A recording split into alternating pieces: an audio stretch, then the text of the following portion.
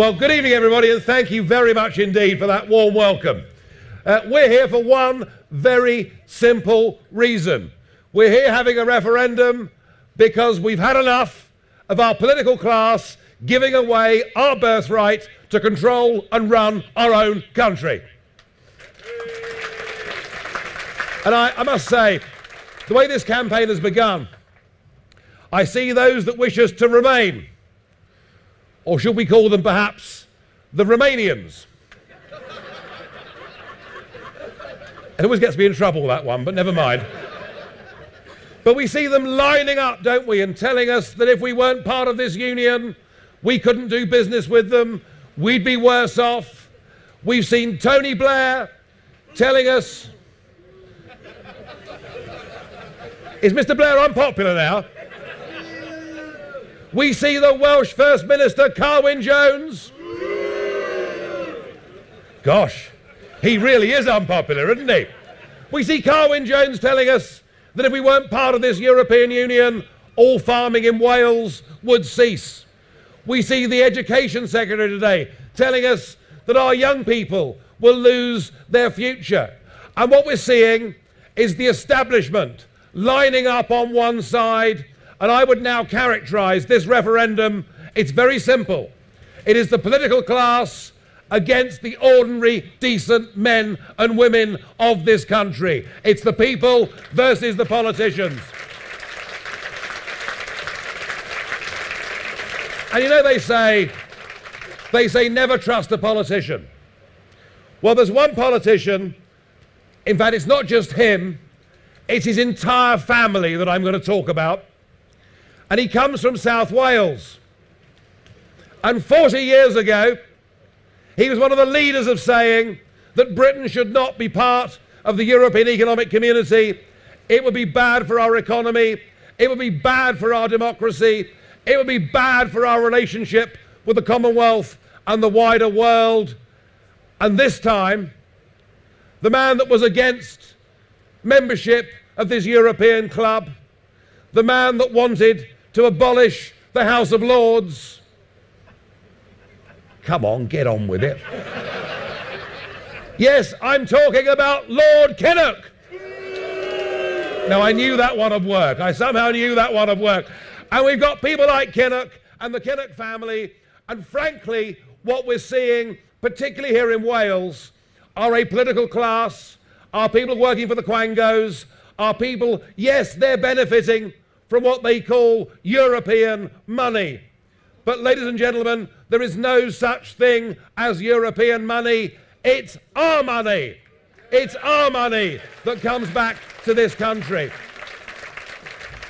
And it's rather like saying, isn't it? You know, give me £20, I'll give you £10 back and tell me how much better off you are. Well, the point is the £10 comes back to our political class, but it's the rest of us. It's those of us that are taxpayers. It's those of us that are running businesses that are suffering so grievously. And my goodness me, hasn't this part of the world suffered grievously? You know, we're told by Mr. Cameron and Westminster, we're told by Carwyn Jones in the Welsh Assembly in Cardiff that they've got the interests of the Welsh people and the Welsh voters at heart. Well, think about this. When Carwyn Jones became the First Minister in Wales, there were 9 plants in South Wales manufacturing steel. Today, there is 1 plant in South Wales manufacturing steel, and that is very seriously in doubt.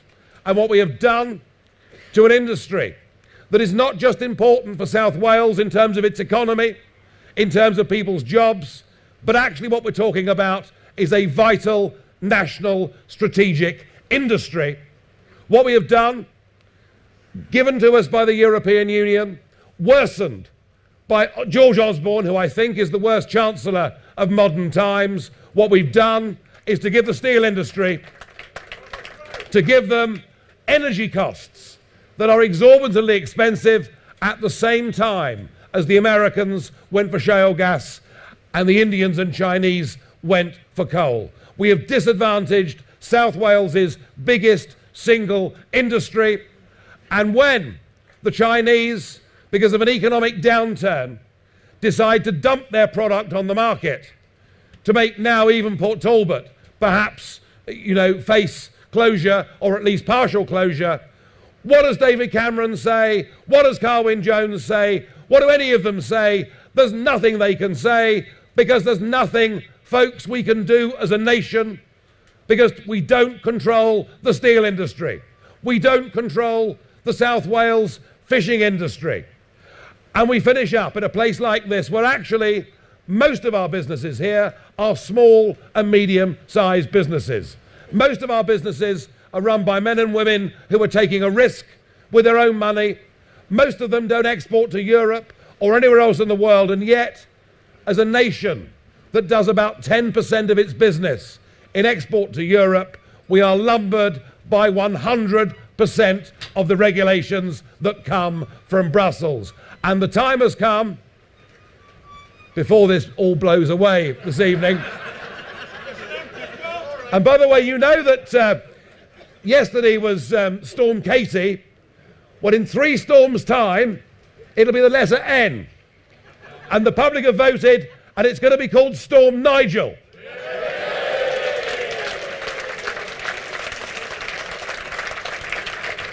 And I'm very much hoping it blows in Strasbourg when the Parliament's in session.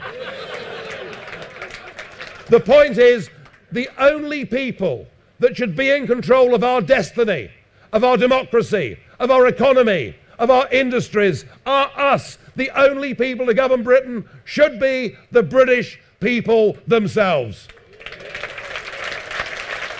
Now, we're told constantly by Cameron and by Nick Clegg and Ken Clarke and Kinnock and Mandelson and all of them, we're told that Britain isn't big enough, that Britain isn't strong enough to run our own affairs and make our own trade deals. What they mean is they don't think Britain is good enough to run her own country. And the way we win this referendum is to reach out to all ages, all classes, all ethnicities in this country, and to say to them, do you believe in Britain? And I'm asking you tonight, do you believe in Britain? Yes! Do you believe we're good enough to run our own country? Yes! Do you believe we're good enough to make our own laws? Yes! And do you agree with me that it's vital that part of running our own country is controlling our own borders? Yes! Because Mr. Cameron has decided that he will fight this referendum on the issue of security. He will say that we are safer by being part of the European Union.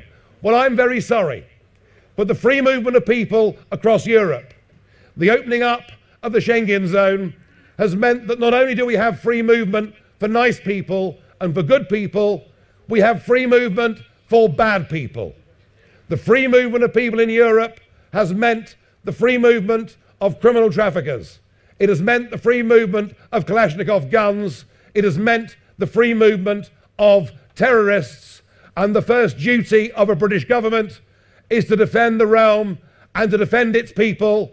And the most vital thing we could do to protect this country against this horrendous terrorist wave that we're seeing is to take back control of our country and its borders, and to make sure that the only people that come into Britain are the ones that we allow to come.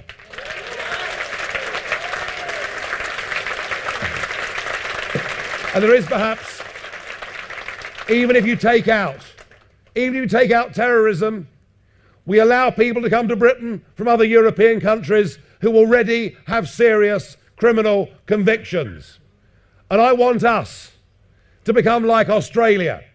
Let's have an Australian-style point system. Let's say that those that come to Britain who've got trades and skills to bring can help make this a better community, are welcome in limited numbers. But let's make sure that, like the Australians, at least the modern Australians, we say that criminals are not welcome. let's... There'll be an Aussie in the audience that complains later, but I really couldn't care less. And let's make sure that people that come cannot claim benefits for 5 years until they've paid into this country and until they've proved they can be good, law-abiding citizens. And there's one other aspect. There's one other aspect to this security problem that Mr. Cameron wished to highlight that I want to share with you. Exactly 100 years ago, the women in this country went out to work in the factories, the munitions factories, the supplies for the British Army, Navy, and increasingly Air Force that were fighting a great war. It was the first time women had earned proper wages. It was the first time women had been on their own to the pub. It was very quickly the first time that women got the vote. We've been through 100 years of female emancipation and liberation. And I put it to you that the mistakes of Mrs. Merkel are now threatening all of that. What we saw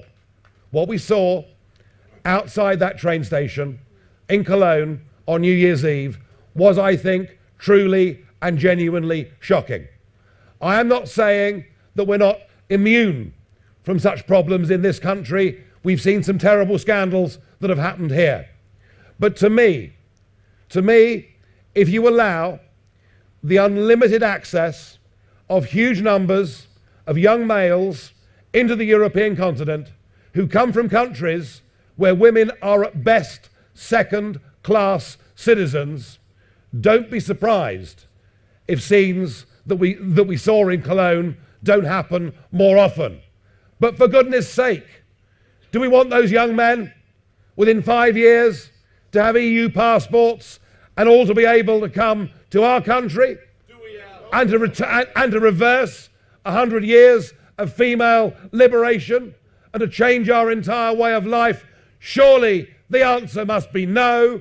It is the job of a British government to make our own laws, to control our own borders, and it's about time we started putting the interests of our own people first.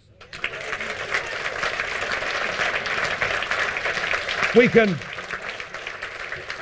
despite all the threats, despite all the bullying, we can win this referendum. We can win this referendum by saying to people, this may be the only chance you get in your lifetime to change the future of your country. Even if you've never voted before in your lives, please go out and vote on the 23rd of June and recognise this question of whether we govern our own country is not about whether you're on the left of politics or the right of politics. This is not about left and right. It's about right and wrong. It's about our country. It's about our destiny. And together we can take back our country and we can make June the 23rd, 2016, UK Independence Day. Thank you.